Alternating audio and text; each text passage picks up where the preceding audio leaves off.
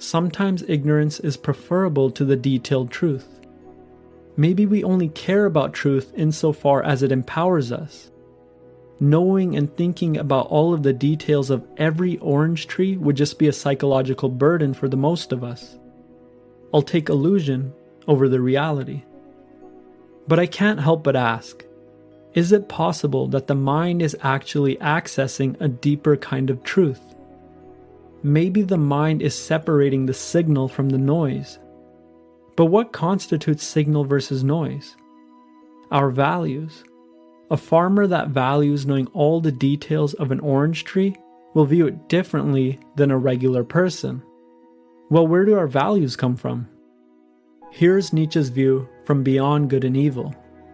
Behind all logic and its seeming sovereignty of movement, there too stand valuations, or more clearly, physiological demands for the preservation of a certain type of life. For Nietzsche, our values come from our physiological demands. And what does our physiology demand? Power. It wants to survive and thrive. What does it mean to thrive? To imagine the world a certain way and to be able to make that illusion a reality. Someone could try to contest this idea by saying that they don't seek power or want to thrive. They won't eat or drink anything to prove this point. But they would still be seeking a kind of power. They imagine a world in which they prove the idea wrong, and they seek to bring that world into fruition, even at their own expense.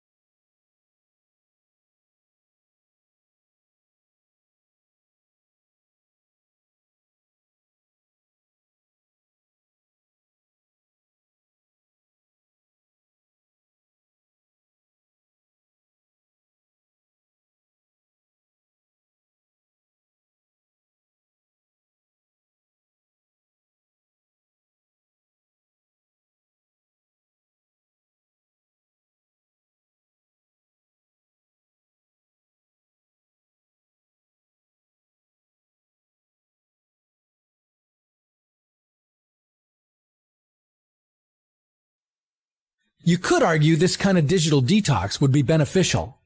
We'd take our eyes off our screens and strike up real-life conversations with each other. We'd discover that our smartphones can actually make phone calls. We'd bring back fax machines and start making notes by hand. Well, maybe not fax machines. And hey, we'd still have TV to entertain us. The world would not fall apart. In fact, with almost 4 billion people having no access to the internet worldwide, half of humanity wouldn't notice a difference in the short term. But not you, mighty internet user. You would notice right away. If the internet suddenly flatlined, social media users would start calling each other on the phone, overloading the working telecommunication systems. Unless cell phone towers and telephone lines were also shut down. Then you'd go back to writing letters and sending them via post. Forget about wireless file transfers. With no Wi-Fi, you'd have to use a physical cable to connect two computers. Or a CD. Remember this? Now think about the economy. With financial data generally stored on a server, banking services largely depend on the internet. E-transfers would be impossible. Your credit card and debit card would become a useless piece of plastic.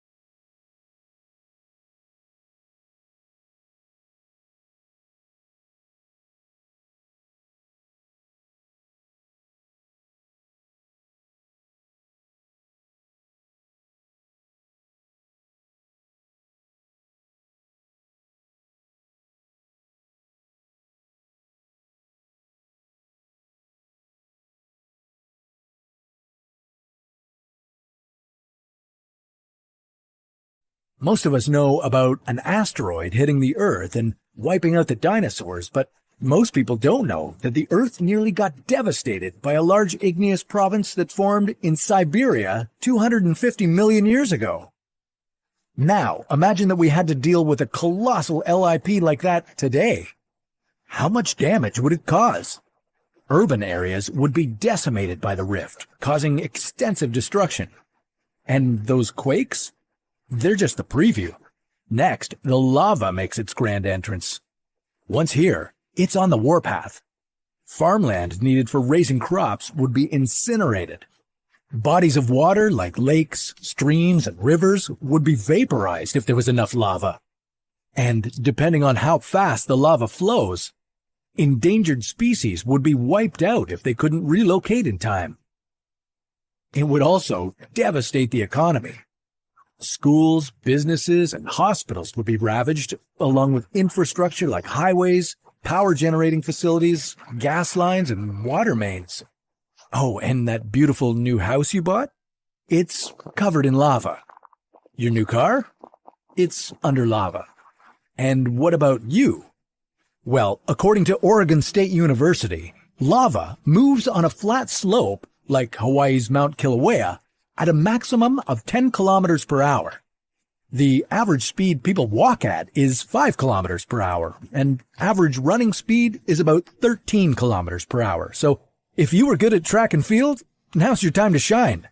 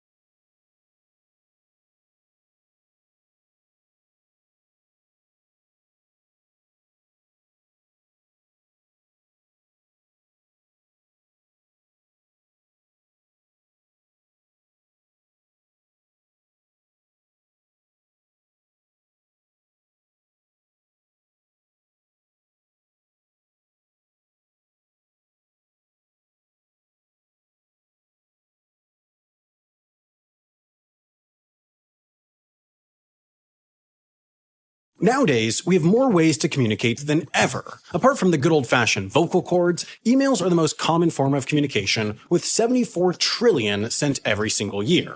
That's 202 billion per day, 2 million per second, and all of them somehow end up in your mailbox. Next to email, you have WhatsApp, with 36 trillion WhatsApp messages per year. Then you've got 14 trillion WeChat messages, 7 trillion texts, 200 billion tweets, 109 billion Zoom calls, about 5 Yahoo Messenger calls, and somehow 17 million telegrams. Yes, you heard me right. The world still sends millions of telegrams every single year. That raises a few questions, like who, what, when, where, why, and how. 4 of those are pretty easy to answer. Telegrams, the world, and now. But the remaining 2, who and why, are a little more complicated. To explain why such an old and outdated technology has managed to stick around while so many others, like pagers, dial-up modems, and the iPhone 12, have all but disappeared, you need to understand just how influential and widespread telegraph systems really were. You see, when telegrams became publicly available, they were a big deal.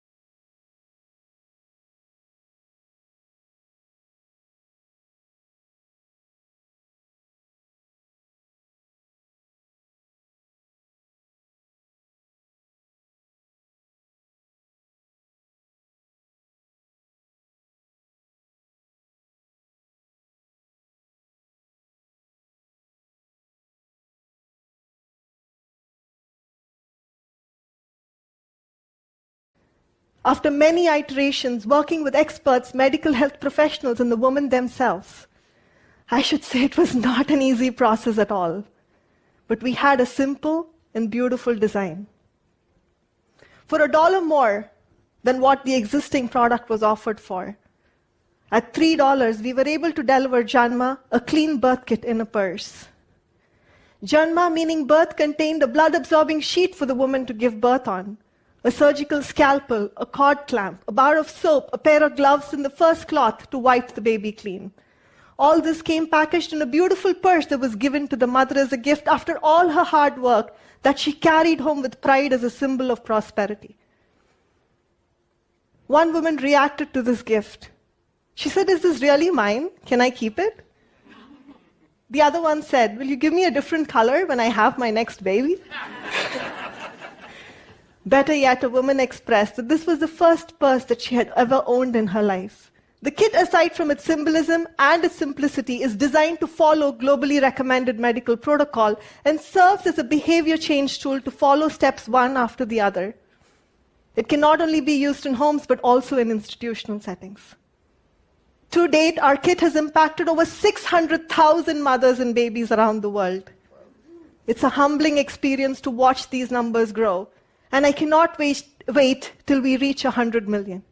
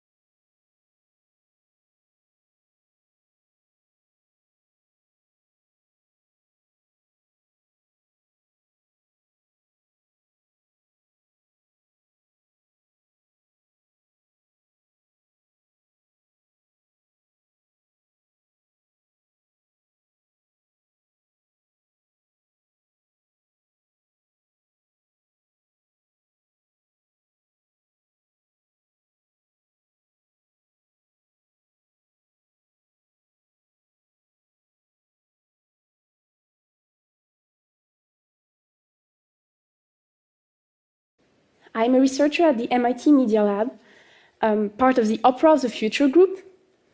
And my research focuses on the relationship people have with their own voice and with the voices of others.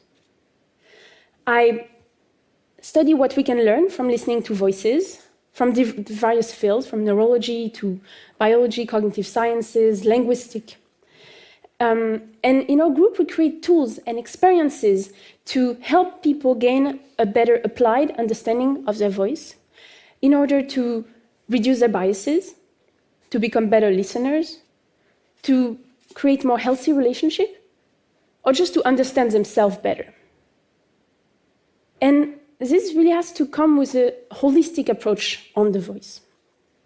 Because think about all the applications and implications that the voice might have as we discover more about it.